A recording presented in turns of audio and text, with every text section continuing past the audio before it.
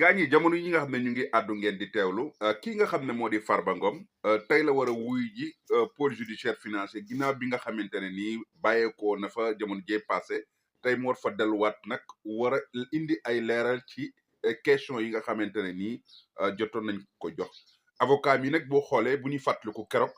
biñ génnee ci biti biñ leen laajee ndax mun ngeen leen wax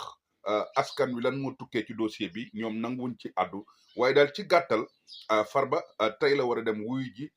ci pôle judiciaire financier bi léegi nag li ëlëm sénégalais yëpp moom mooy est-ce que Farba dina indi ay leeral ci li nga xamante ne nii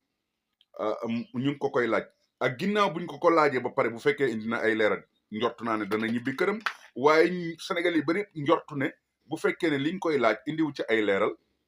boobaa affaire yi mun na doy waar xam naa ne nag ni ma déggee ñi nga xam ne ñoo farek moom di nga xamante ne ni ñoom ñooy njabootam ci wàllu politique di waa APR dégg naa ñoom ñu ne dañuy def benn mobilisation pour dem fee nga xam ne mooy pôle judiciaire financier pour soutenir ki nga xam ne moo di Farba Ngom mais daal yaakaar naa ne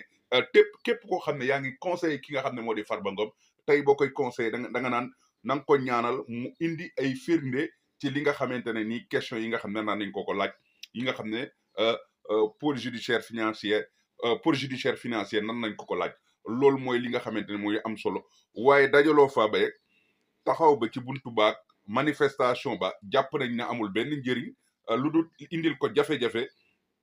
wala indil seen bopp jafe-jafe ñoom ñi nekk ci biti parce que dinañ leen fa tirer ay lacrymogène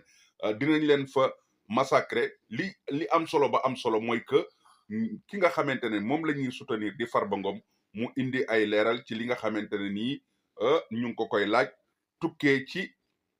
li nga xamante ne nii jàpp nañ ne loxoom laale na ci